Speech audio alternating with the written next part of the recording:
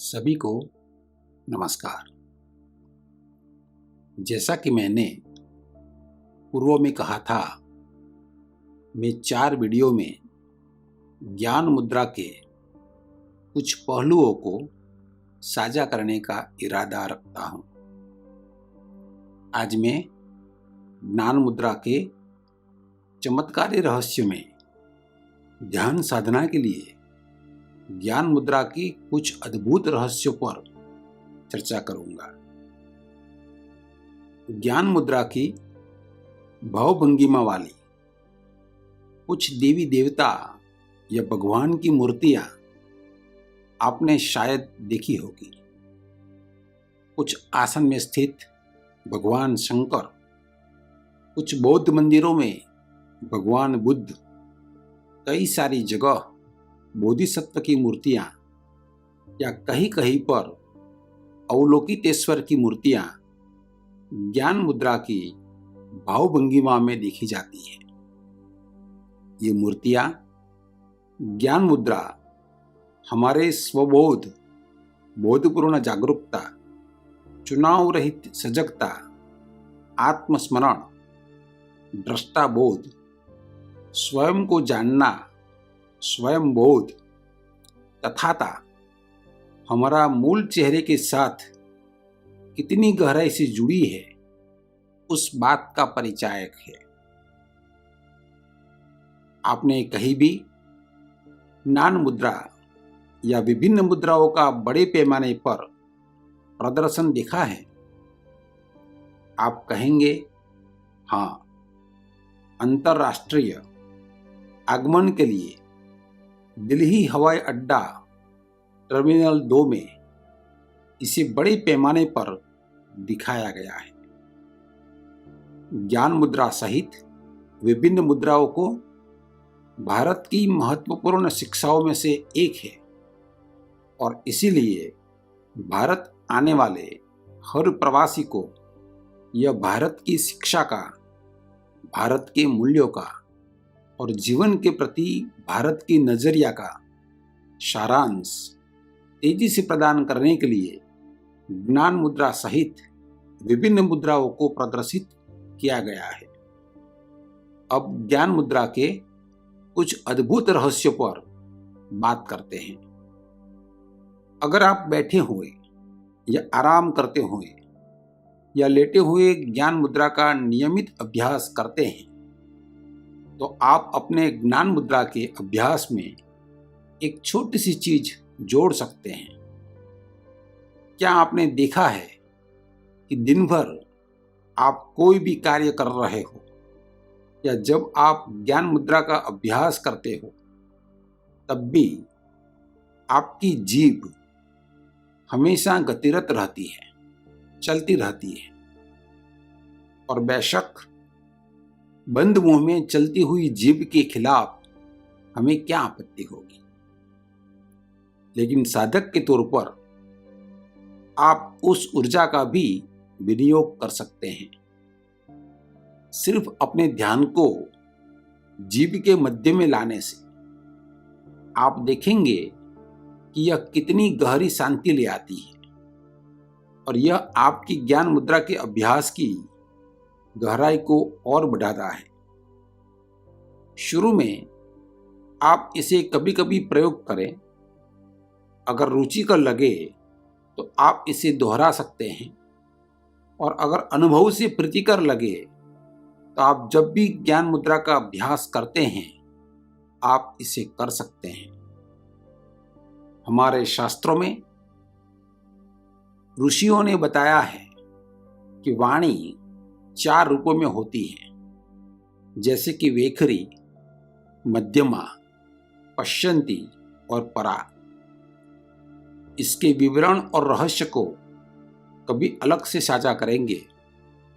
अभी मैं उसका जिक्र कर रहा हूं केवल यह बताने के लिए कि हमारी जीभ वाणी के इन सभी 4 रूपों का शारीरिक प्रतिनिधित्व करती है और यदि आप जीभ के मध्य में ध्यान देते हैं तो आप धीरे धीरे पाएंगे कि जीभ की गति जीभ की हिलचाल कम हो जाती है और करीब करीब स्थिर हो जाती है।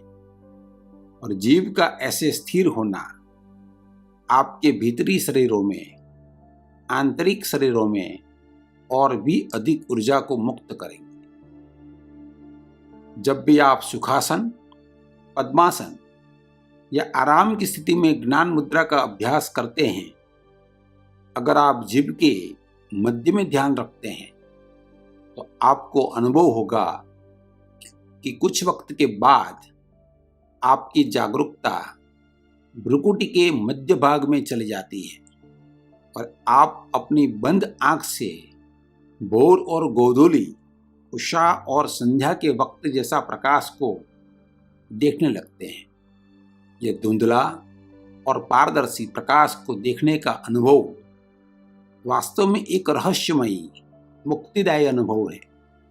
यदि आप उस बिना स्रोत के धुंधला और पारदर्शी प्रकाश को निरंतर लंबे समय तक देखते रहते हैं, प्रकाश का अनुभव करते रहते हैं, तो आपकी प्रकाश को देखते रहने की जागरूकता में, गेस्टाल्ट में अचानक मोड़ आता है और आपकी जागरूकता प्रकाश की देखने वाले प्रेक्षक, दर्शक, दृष्टा की ओर मुड़ जाती है। ऐसे अद्भुत अनुभव के लिए और कुछ नहीं कहा जा सकता। यह अनुभव को अनुभूति में गहरा न दे और उसे अस्तित्वगत अनुभूति ही बनी रहने दे। 1960 के दशक में ध्यान शिविरों में जब ओशो खुद ध्यान सिखाते थे, तब वो 3 कदमों वाले निर्देशित ध्यान कराते थे। उसमें प्रथम कदम था विश्रांति, शरीर को शिथिल छोड़ना, श्वास को आराम से चलने देना और मन को शांत होने देना। दूसरे कदम में वो साधक को कहते थे समर्पण, यानी प्रकृति को समर्पित हो जाए, जैसे कि नदी के बहाव में बह रहे हैं।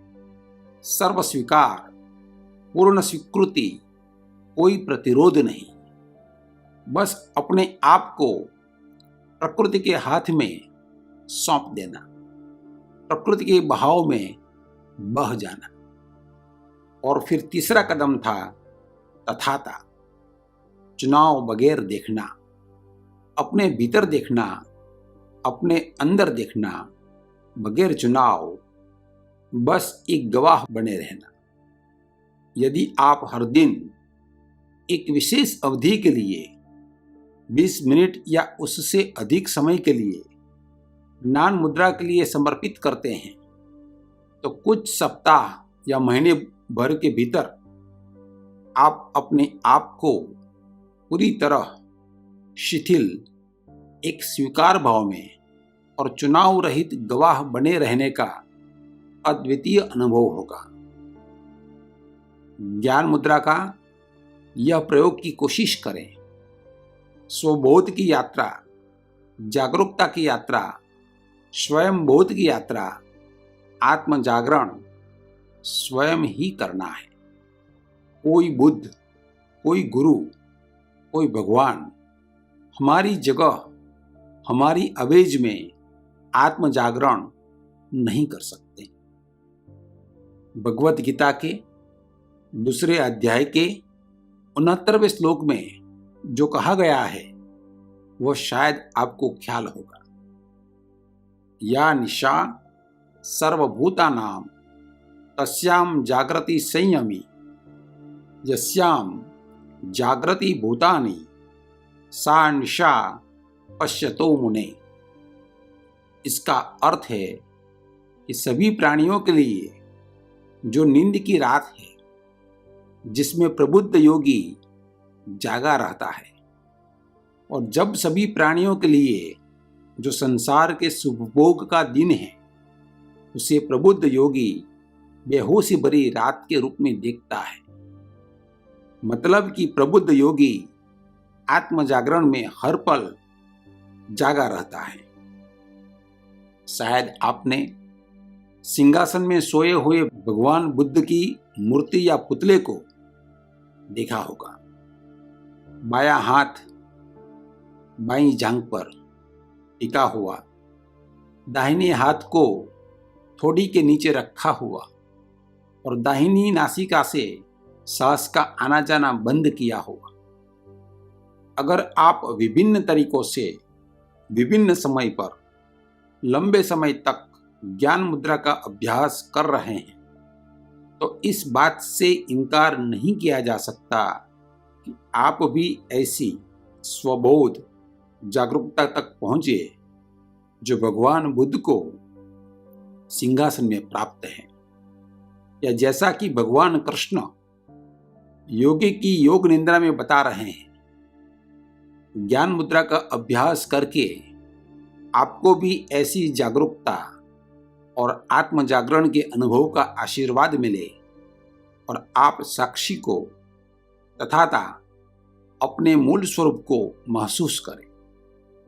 ज्ञान मुद्रा के इन चारों वीडियो को सुनने के लिए आपका बहुत बहुत धन्यवाद।